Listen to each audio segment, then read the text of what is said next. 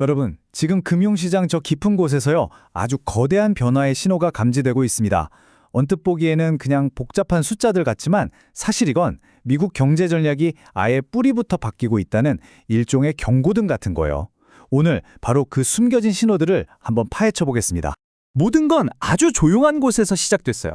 바로 단기 자금 시장이라는 평소에는 정말 아무도 신경 안 쓰는 그런 시장이죠. 그런데 바로 거기서 뭔가 아주 이상한 일이 벌어지기 시작했고 여기에 대한 미국 연준의 반응은 더더욱 이례적이었습니다. 자, 여기서 우리가 던져야 할 질문이 바로 이거예요. 인공지능이 거품이냐 아니냐 이런 논쟁보다 훨씬 더 근본적인 문제인데 돈이 도는 시장 자체에 문제가 생기기 시작했다는 거죠. 그런데 연준은 대체 왜 이렇게 갑자기 그것도 아주 발빠르게 움직이기 시작했을까요? 바로 이 그래프에 단서가 있습니다. 이 파란 선이 갑자기 솟구치는 거 보이시죠?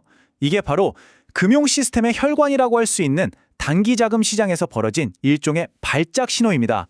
은행들끼리 하루짜리 돈을 빌리고 갚는 말 그대로 금융 시스템의 혈액순환을 책임지는 곳인데 여기가 막히기 시작했다는 경고였죠. 이건 연준이 절대로 그냥 보고만 있을 수 없는 아주 위험한 신호였습니다. 그러자 연준이 정말 발빠르게 움직였죠. 돈줄을 죄던 양적 긴축을 끝내고 오히려 돈을 더 풀겠다고 선언한 겁니다. 근데 이건 그냥 돈을 푸는 수준이 아니에요. 우리가 모르는 무언가를 알고 있기 때문에 더 큰 위기가 터지기 전에 미리 막고 있다는 아주 강력한 증거인 셈입니다. 자, 이제 한 발짝 뒤로 물러나서 좀 더 큰 그림을 한번 볼까요? 연준의 이런 이례적인 움직임은요, 사실 미국이 마주한 두 가지의 거대한 위기 때문에 어쩔 수 없는 선택이었습니다. 첫 번째 위기는 산업 패권이 흔들리고 있다는 겁니다. 이걸 좀 보세요. 1990년대만 해도 전 세계 반도체의 37%를 만들던 미국이 지금은 12%도 채 만들지 못하고 있습니다. 이건 그냥 단순한 숫자가 아니고요. 지난 30년 동안 미국의 제조업 기반이 얼마나 무너졌는지를 보여주는 정말 뼈아픈 현실이죠.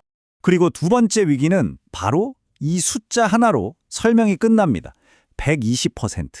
이게 뭐냐면 미국의 GDP 대비 정부 부채 비율입니다. 나라가 버는 돈보다 빚이 훨씬 더 많다는 뜻이죠. 이 어마어마한 빚 때문에 예전에 쓰던 경제 운영 방식은 이제 더 이상 먹히지가 않게 된 겁니다. 그러니까 결론은 뻔하죠. 엄청난 빚더미 위에 앉아 있는데 산업 경쟁력마저 흔들리고 있어요. 이런 이중 위기 속에서 미국 정부는 더 이상 경제를 그냥 시장에만 맡겨둘 여유가 없다고 판단을 내린 겁니다. 그래서 미국이 뭘 했느냐? 마치 오래된 책장에서 먼지 쌓인 칙을 한 건 꺼내든 거죠. 바로 국가가 경제의 한가운데로 들어오는 모델입니다. 이 타임라인을 보시면 진짜 소름 돋을 정도로 비슷해요. 2차 세계대전이 끝난 1940년대랑 지금 2020년대가요. 그때도 전쟁 때문에 나라빚이 엄청 났는데 그 해결책으로 국가가 직접 나서서 경제를 키웠거든요. 그리고 지금 미국은 정확히 그때 그 해법을 다시 꺼내 들고 있는 겁니다. 이 새로운 전략의 핵심 기술이 바로 금융 억압이라는 건데요. 자, 이게 쉽게 말해서 뭐냐면요. 정부가 일부러 금리를 물가 상승률보다 낮게 꽉 눌러두는 거예요. 그렇게 해서 빚의 실질적인 가치를 계속 깎아내리는 거죠. 그러니까 인플레이션은 어느 정도 내버려두면서 금리는 못 오르게 막아서 빚이 늘어나는 속도보다 경제가 성장하는 속도가 더 빠르게 만드는 방식입니다. 그러니까 이제 정부는 더 이상 그냥 경기장의 심판이 아니에요. 아예 특정 선수를 콕 집어서 밀어주고 돈이 그쪽으로만 흘러가게 길을 터주는 거죠. 우리는 지금 시장의 모든 걸 맡겼던 시대가 저물고 국가가 경제를 이끄는 국가 자본주의의 시대가 열리는 그야말로 역사적인 전환점을 보고 있는 겁니다. 그렇다면 이 거대한 국가 자본주의 프로젝트 대체 어떻게 실행하겠다는 걸까요? 그 중심에는 아주 강력한 두 개의 기동이 있습니다. 그게 바로 산업의 엔진인 AI와 금융의 엔진인 스테이블 코인입니다. 이 두 가지만 이해하면 미국의 이 새로운 경제 전략 전체가 한눈에 보이실 겁니다.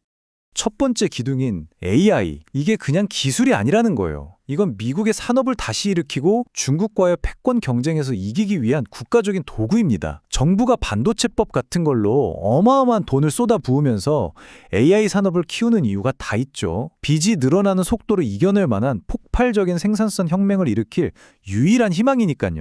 자, 그리고 두 번째 기둥은 스테이블 코인입니다. 달러랑 가치가 1대1로 고정된 디지털 화폐죠. 근데 여기서 진짜 정말 중요한 포인트가 하나 있어요. 뭐냐면 이 스테이블 코인 대부분이 미국의 단기 국채, 그러니까 미국 정부의 빈문서를 담보로 만들어진다는 사실입니다. 이게 무슨 말이냐면요. 전 세계 사람들이 스테이블 코인을 쓰면 쓸수록 그 담보물인 미국 국채를 사려는 수요는 마르지 않는 샘처럼 계속 생겨난다는 거예요. 이건 정부 입장에서 AI 산업 키우는데 필요한 돈을 아주 싼 이자로 빌릴 수 있게 해주는 어떻게 보면 정말 천재적인 금융 전략인 셈이죠. 자, 그럼 이런 거대한 경제 패러다임의 변화가 우리 같은 보통 사람들의 투자에는 대체 어떤 의미가 있는 걸까요? 자, 이 표를 한번 보세요. 왼쪽이 옛날 방식, 오른쪽이 새로운 현실입니다. 완전히 판이 바뀌었죠?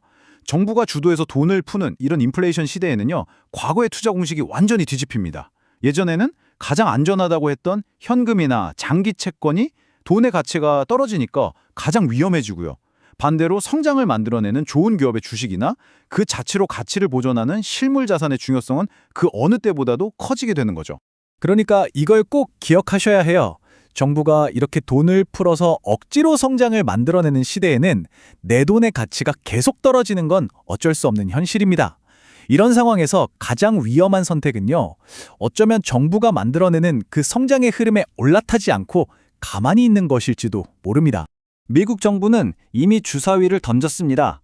AI와 스테이블 코인이라는 두 개의 엔진을 단 국가 자본주의라는 거대한 배는 이미 출발했어요. 이 거대한 흐름 속에서 과연 우리의 포트폴리오는 이 변화에 제대로 준비가 되어 있을까요? 한번 깊이 생각해 볼 문제입니다.